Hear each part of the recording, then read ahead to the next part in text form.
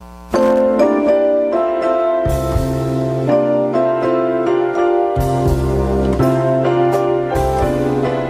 morning. Welcome to the program. It's called Personalities, Viewpoints, and whatever else it is. Good welcome to Viewpoint, your morning talk show each Wednesday morning, 8:15 to 0900 hours. Sure. I have to have a microphone.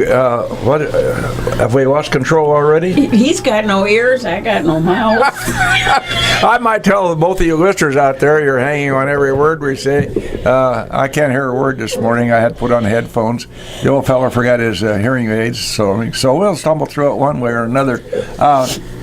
Kudos. Let's start with Viewpoint. Mrs. Busby, you have a kudo or two? As we speak, the 3 captives who have been overseas for a very long time are in the air on their way home. The president has triumphed and they are released. They're supposed to land at 2 in the morning, and according to President Trump, he will meet the airplane at 2 a.m. He didn't say anything about having his eyes open. I sure wouldn't at 2 a.m., but by golly, he got the job done. I think essentially his eyes are open, and oftentimes, as no Trumpers will be happy to jump on this, his mouth is open a lot. However, having said that, take a look.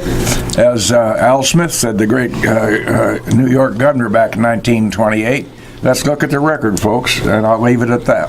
So, our guest this morning, let's introduce our guest. He's made some time for us this morning out of a very busy schedule. Yeah, bless his heart. I've only known you for about 100 years, I think, Steve. Yes, ma'am. Yes. Goes back a long ways. And you got a heck of an organization there, the Logan County Paramedic Association. Steve Siltman, EMT, but also the director of this organization. Do you call yourself the CEO, the president, the fearless leader? Yes, ma'am. That's what the title's supposed to be. Any and all of the Take that above. however you want to. Yeah. Well, Steve, we're happy to have you with us. I guess it might be appropriate to start this morning to say that the major impetus, the guy who made Logan County Paramedics Association what it is today, Dr. Gene Blom. Yes, sir. Tell us a little bit about how that happened, Steve, because he really was at the birth, so to speak. I have to say that I am absolutely still grieving, and will probably for a long time, over the loss of Dr. Blom. He passed 3 weeks ago or so, unexpectedly, but the gentleman was the turning point, the rock, the cornerstone of Logan County's EMS system for a number of reasons, but not the least of which is economic. Yes. Not the least of which was his own treasure. That's right. He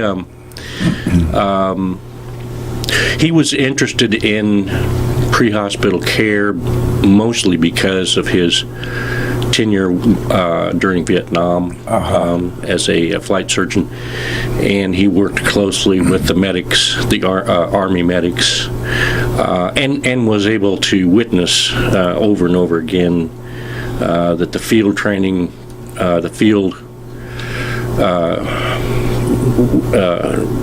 works were saving lives. So when he got back, there was an opportunity to look into the ambulance service and see if he could make some improvements. He and Emil Stahlet were really instrumental in moving the ambulance service to the hospital, and then ultimately later on going from EMTs to paramedics and so forth. But during that time, those early years, he was actually our medical director, and he taught us many things beyond what the normal training was. That was probably what he had garnered in being in Vietnam, wasn't it? Yes, that ma'am. he shared with you. Yes, ma'am. You know, Steve, I know you may be aware of this, but in the quote the old days, nobody likes to hear that expression, especially from an old geezer. But the ambulance service wasn't known as paramedics or anything. It was the ambulance service, period, and it was passed from funeral home to funeral home. This month it'd be Goff Funeral Home. The next month it'd be Sheets Funeral Home. Then Kerrigan Funeral Home. And that's the essence of what we had in those days. And the ambulance service, as it was called then, just kind of passed around. And it certainly filled a huge need, but far, far, far short of what the real Paramedic Association does. Not like professional, was it? Not really, not really. So how long have the Logan County Paramedic Association been in operation now, Steve? Since December 1st of 1999, so that is 19 years plus, roughly, so we talk about the early years. The ambulance service was part of the hospital, a department of the hospital, until 1999, and then of course the paramedics then formed its own organization because of the fact that the hospital chose not to continue on with that. And it's a wise decision probably for all concerned, particularly those who need emergency service, because you now stand alone, a service which is just, you couldn't do without it. I noticed down in, Mattoon, they lost a ambulance service down there. I heard that. That had to be an impact down there. So if they had the kind of an operation that we enjoy here, that wouldn't have happened. So tell the beginning, tell us about the building, your physical plant out there. People drive by there on the highway and see the Logan County Paramedics building out there, and they go, oh boy, that's pretty big. Well, tell us a little bit about that and how that's utilized, because it's pretty significant. Well, when we started, we had literally no funds because the paramedics were paramedics. None of us had any money to speak of. So people like Dr. Blom and Warren Peters and Shirley Edwards and many others actually used their names to sign off on our original startup loan, which was, I think, it was $250,000. That's pretty significant. It was. If we had failed, they would have been dumped with that. So again, once again, we're looking at, and Bob Thomas also, and once again, we're looking at a situation where they really stepped out for the county. Then, and I think you were referring to what I spoke about during Dr. Blom's funeral, that we ran through that $250,000 really quickly because we didn't start getting any reimbursements from our user fees for the first 3 months. And so we were using all that money to pay payroll and things of that nature. We ran out of money. We were running out of money, and I called Dr. Blom and I said, we're running out of money. What are we going to do? And I had told it, and this is the fact, that he actually wrote a check to LCPA for $35,000.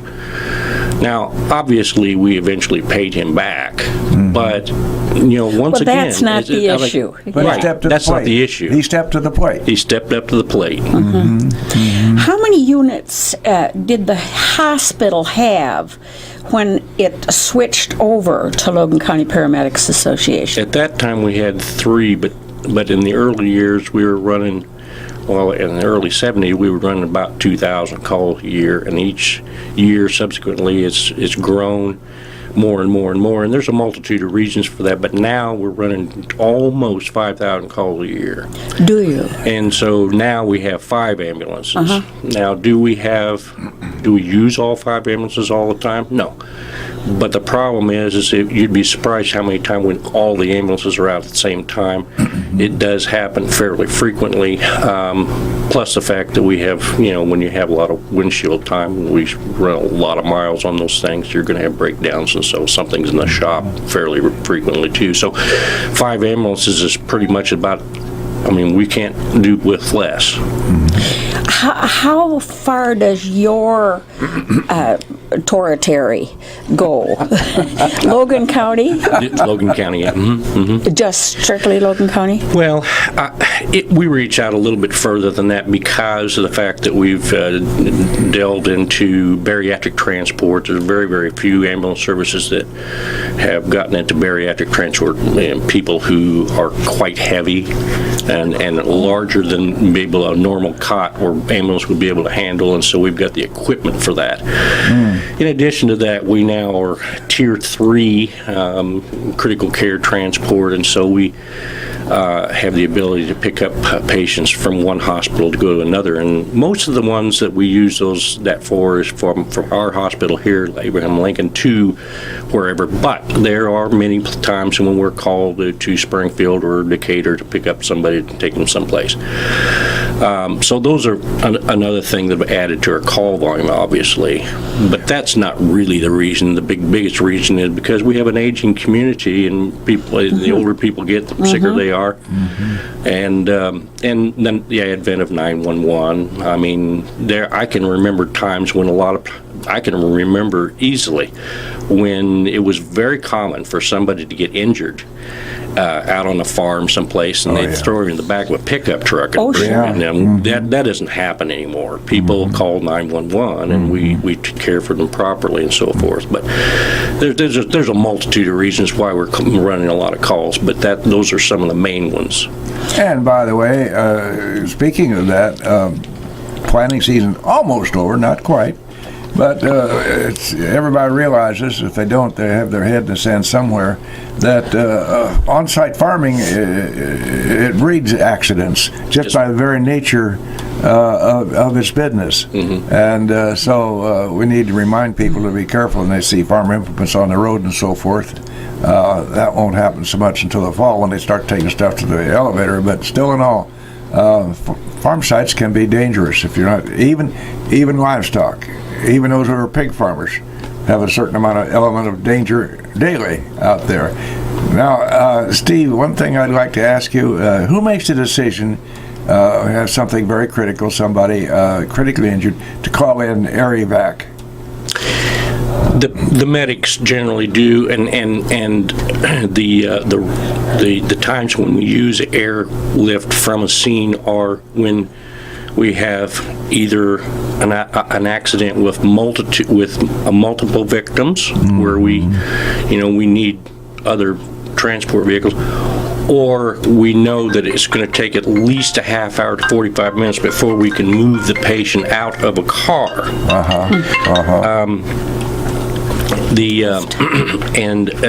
Because extrication might take half hour, 45 minutes. Well, that gives us time to get a helicopter there. They can load them up and be at the hospital quicker than we can.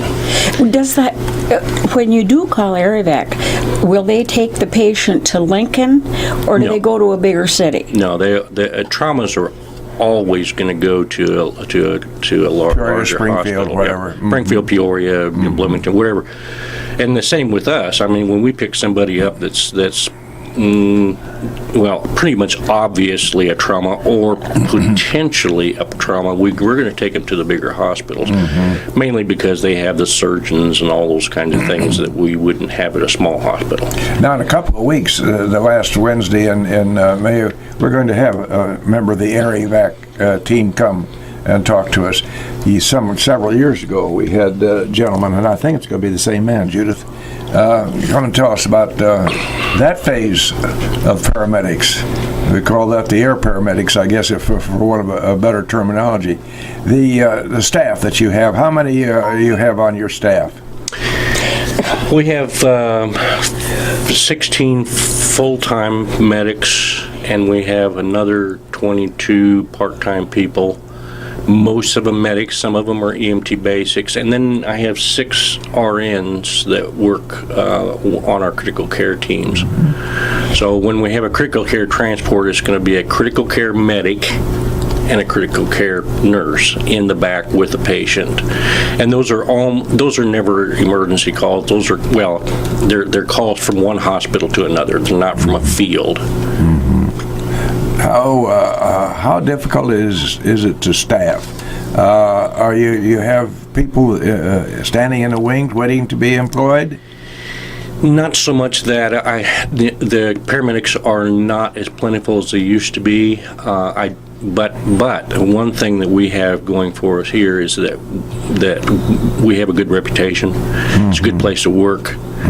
And everybody around the area in central Illinois knows that. And so there's many medics that are sort of kind of waiting in the wings to be able to get a job. Like, we don't have a big turnover here because of the fact that we pay usual and customary wages. However, where we shine is two areas. One is that we have a great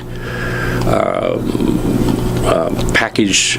We have a retirement program, 3% matching funds. We have health insurance. We have short-term disability. We have many things that Leather Ambulance Service don't provide. Plus, the other thing is our facility is second to none, and we have equipment that is second to none. See, that matters. Plus, I think it's so important, especially today. A lot of entities have outgrown the idea that they should make the place attractive and consider their employees. And to find a place where you're employed where they like you, like Jim likes us, didn't you say, Jim? Sometimes. Okay, sometimes a little more than others. And it matters. It matters when you're considered. And you know what? Something's going to matter. Yeah, I know. It's going to matter a whole deal to us. And Steve's beeper keeps going off. And Jim's beepers, it's our sponsors. They want to be recognized. So we'll turn it right over to Mr. Ash.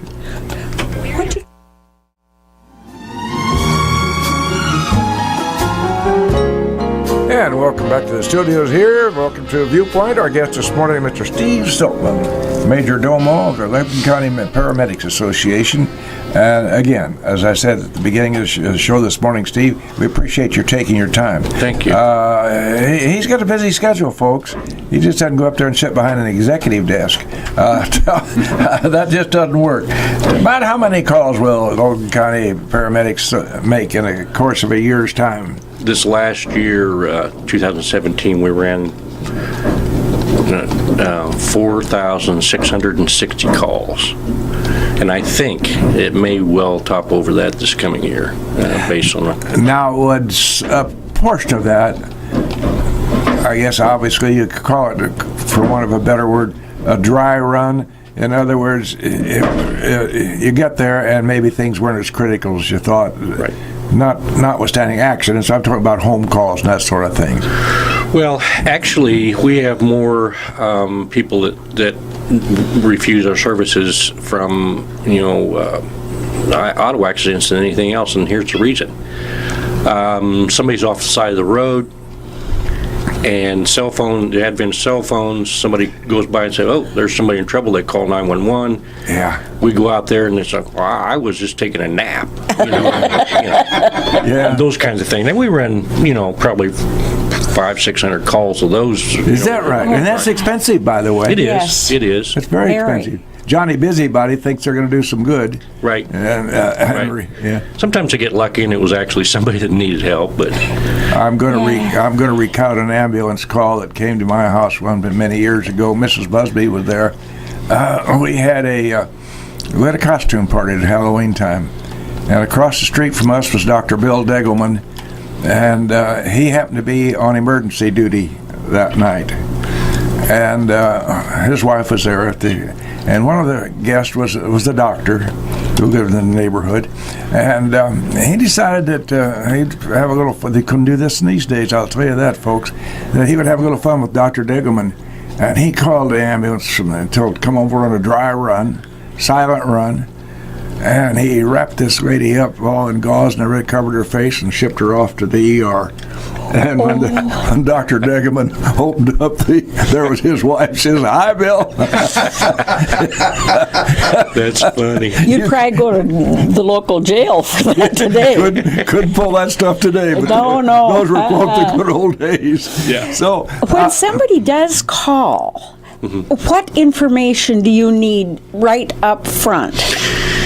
That, I'm glad you asked that question, because we do not take those calls. That's done at the complex, at the 911 center, and those individuals, they are trained, specifically trained, to handle 911 calls. They know all the right questions to ask, try to keep people on the phone as long as they can and so forth to get the information correct, and they even are trained well enough to say, okay, do you know CPR? Yes. Open their airway. Are they breathing? All these kinds of things. They know how to do all that kind of stuff while they're waiting for the ambulance to show up.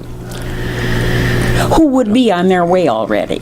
Who would be on their way already? They call us immediately, and then they keep them on the line and try to help them with, bandaging or whatever it is they're going to do. So to identify 911, it encompasses all the possibilities, whether it be police or fire and or Logan County Paramedics. Yes, sir. Yes, sir. And the person who's staffing the phone, they're trained and they know how to filter that out. That is correct. Mm-hmm. That is correct. That takes a skill in and of its own. It does. Those guys men and women are trained specifically to do that. They have to have a certification to do that type of job. I don't happen to be very reactionary. I'm not a screamer or one to go off half-cocked very often. But how do they keep somebody who is emotional and half hysterical on the line here and on task?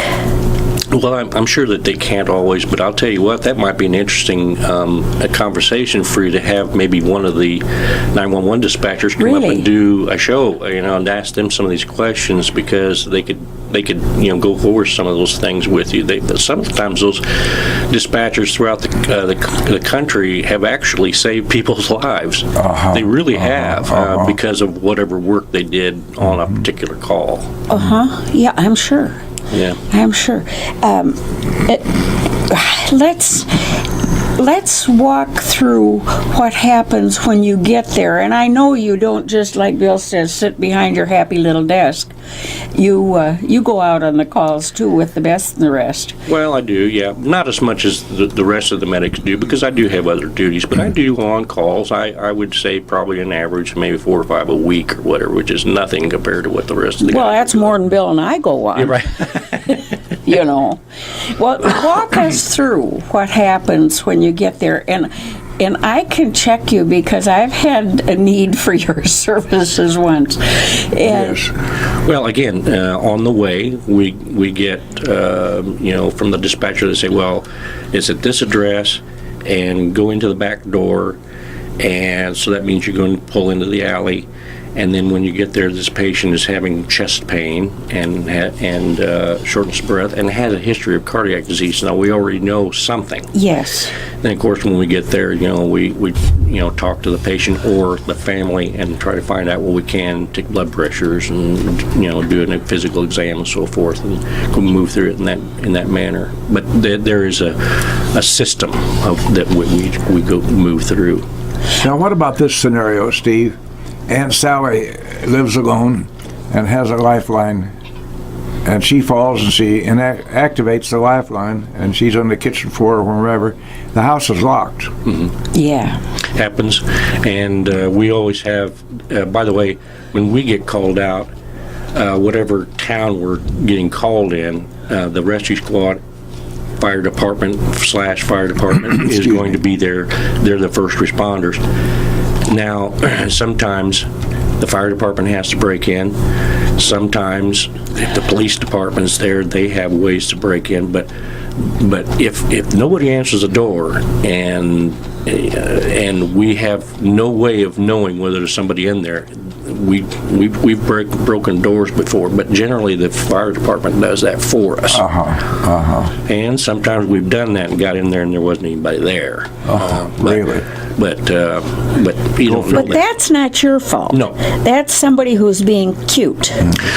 Actually, what it is those lifeline units, if you don't reset them, they will go off automatically. And so people forget that. They go on vacation and go visit their grandchildren or whatever, and the thing goes off. They weren't even around. And that happens. Oh, well. But we don't know that, so we just have to assume that there's somebody in Right. there needing help. As the expression goes, who'd have thunk it? Yeah. Well, just think of the alternative. If you got up there and it was all locked up and you said, oh, well, I guess it was a false alarm, and away you go. 648-5510. Our guest this morning, Mr. Steve Siltman, Logan County Paramedics Association, does a whole lot of good here in this community. We'd be bereft without emergency services. I think I saw that thing about Mattoon the other day. I think it was Mattoon, a small community down there in Southeast. But in any event, just stop and reflect for a minute where we would be if we didn't have this service available. Tell us about the economics of this. You come to my house for whatever reason, and time and a half goes by, and there's a time that I'm going to have to pay somebody. Yes. The excuse me.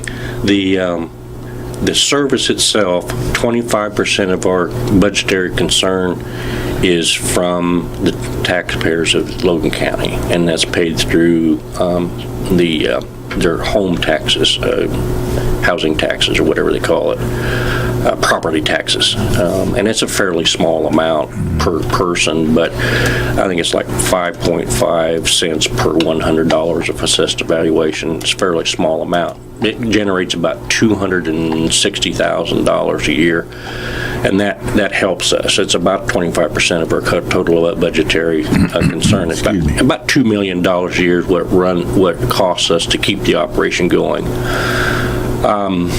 And the other 75% comes from user fees, which would be insurance and Medicare, Medicaid, things of that nature. And out of that 75% of user fees, for every dollar that we charge, we have a reimbursement factor of about 50 cents. So, that's the reason why there's so many a lot of write-offs with ambulance services, because of the fact that the government has so many people on Medicare and Medicaid, and they say this is what you're going to get. It doesn't even matter whether it covers our expenses or not. Yeah. No. So is your back against the wall financially a lot of times? No.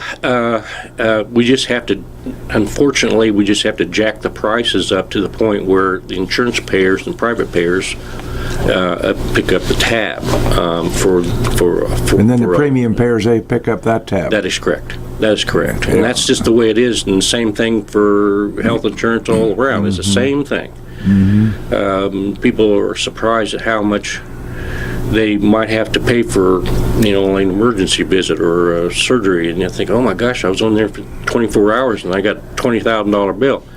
But it costs a lot of money to operate things, and there's so many people that cannot pay that there has to be a balance of some way for them to reimburse themselves. And the bottom line is, you suggested the economics of it are that some people cannot, or in some cases will not, pay. And that spreads the cost to everybody else. Correct. That is correct. Yeah. What is your biggest problem out there? You don't open up the door for operation, you're 24/7. Right. But what is your biggest problem on a day-to-day basis, Mr. Siltman? Lots of little ones. Yeah, little ones. I don't know that there's a major problem. I would say the biggest problem that we have is it is a tough job. It is a time-consuming career. Those individuals who work 24 hours on, 48 hours off, work a lot. They're averaging 56 hours a week, every week, regardless, in order to make a living. And because of that, and because of the stressors involved, it's hard on an individual.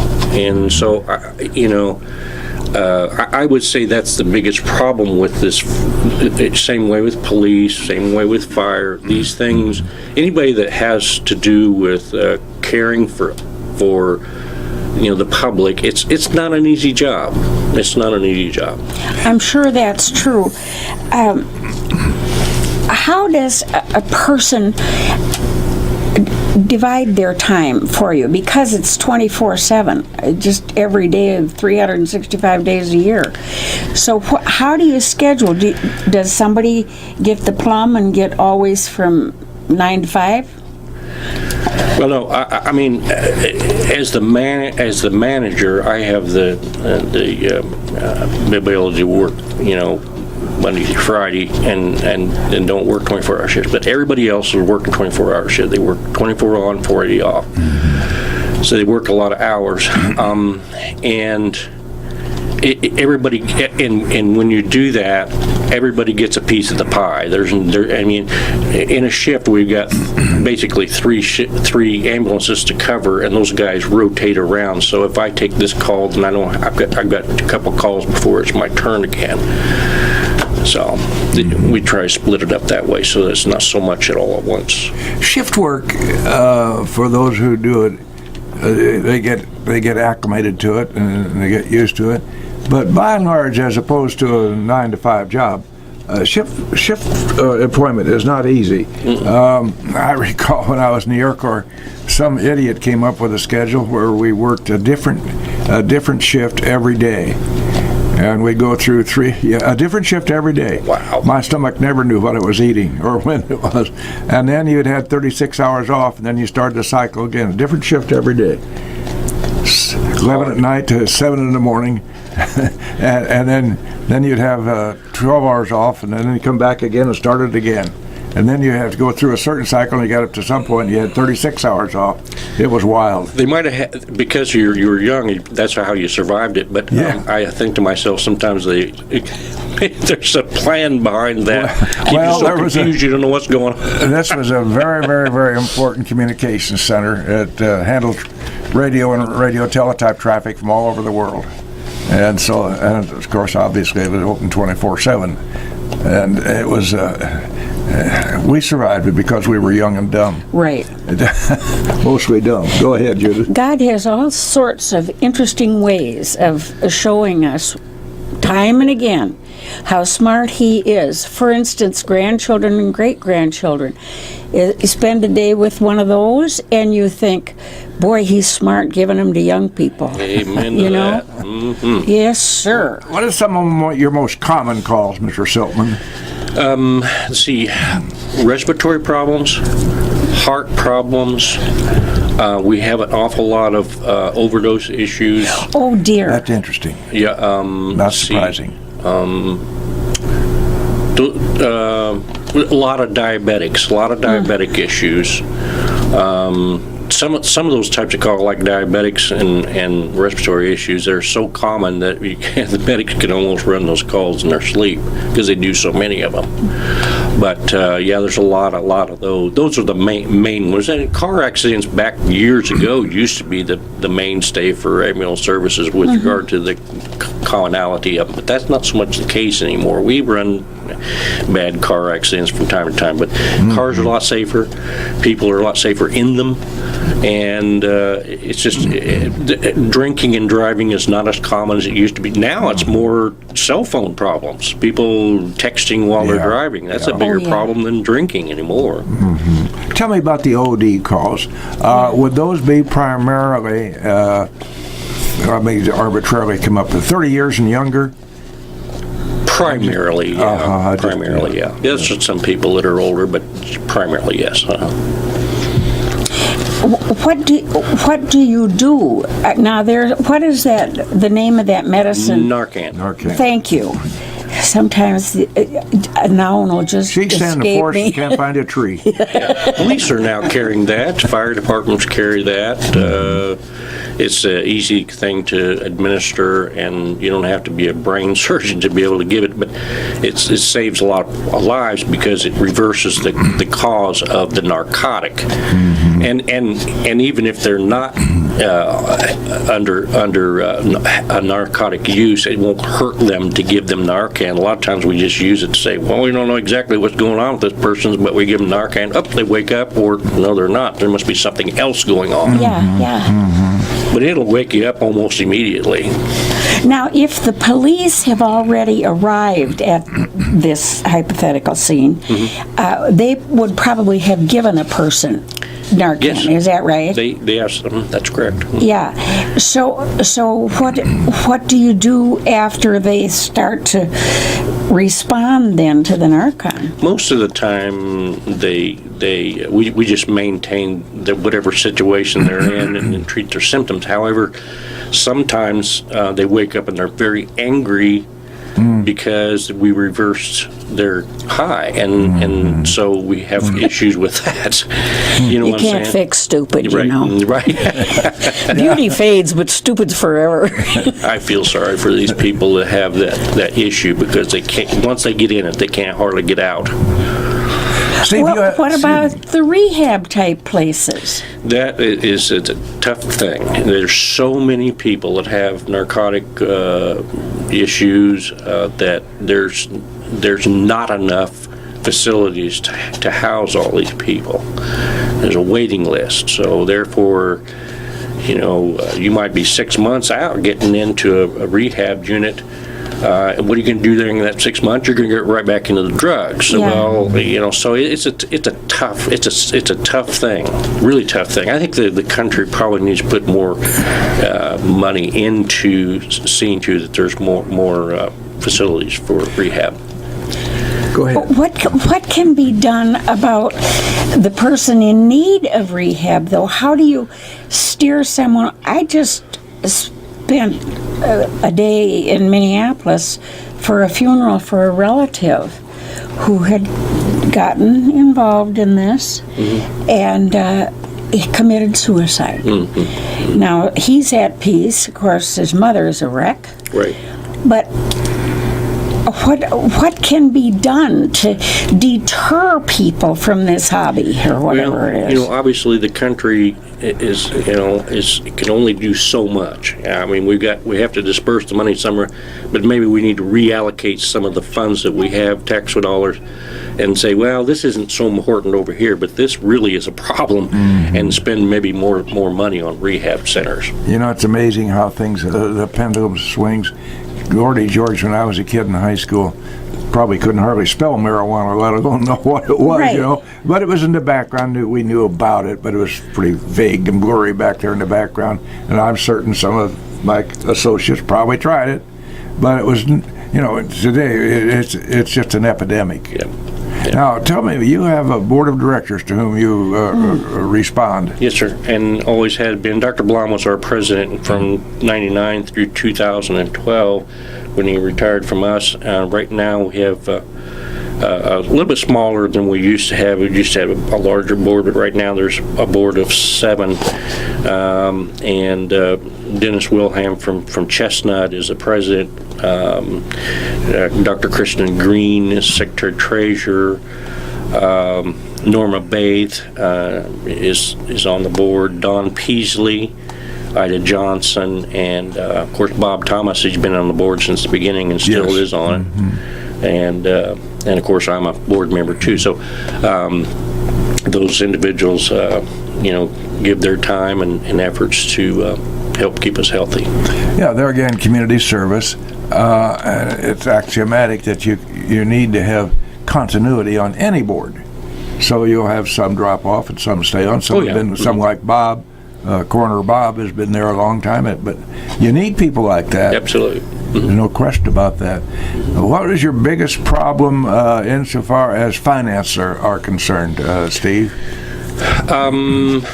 In the early years, we had a lot of problems financially to keep things going, but I'll tell you right now that we've been blessed, that we are a very solid company, that we are a non-for-profit, but what makes us, that's the reason why I'm really feel like that the company is blessed, because we're non-profit. Nobody really owns the company.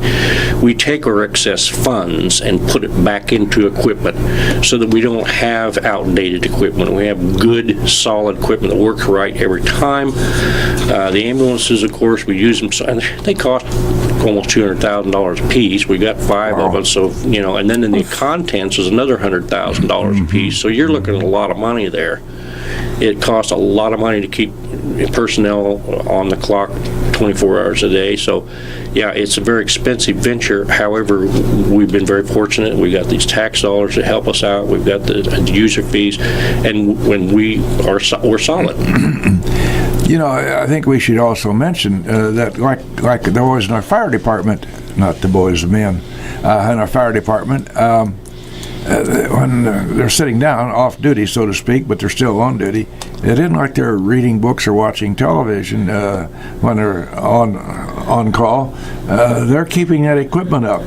And it takes a lot of time to keep, well, number one, cleanliness to start with, but then just making sure that everything is in working order on the ambulances as on our fire department. So I think people ought to realize that they're working. Right. I mean, there obviously is going to be downtime and so forth, but it isn't, so much of the time it's just really not. I mean, not a lot of times they're busy all day and all night, and I'll ask the crew, how did you do last night? Well, I got about 2 hours sleep, and that's very, very common, very common. How long will it take you to get to a call, let's say within the confines of Lincoln, Illinois? I think our farthest call would probably be San Joe's, probably, and it takes us about 15 to 17 minutes to show up. However, you have to remember too that there's first responders that are in. And you're in radio contact with them all the time to see what's going on. Right. Yeah. Steve Siltman, we thank you very much for coming with us today. And you gave Judy and I a tip. We had to call 911 and get somebody from that department to come up and talk to us about that, Judy, okay? I'll make a note to self on that, yes. Our scheduler. We always try to close with a comment. I had a heck of a time. I found a lot of verbose stuff out there last night when I was searching around for comments about paramedics and so forth. And it took a little while to kind of filter down through, but it came up one that's pretty doggone basic. And I think you probably subscribe to this. My role as a paramedic is not always to save a life. Sometimes it is simply to make the transition easier. Thank you very much, Steve Siltman. Thank you.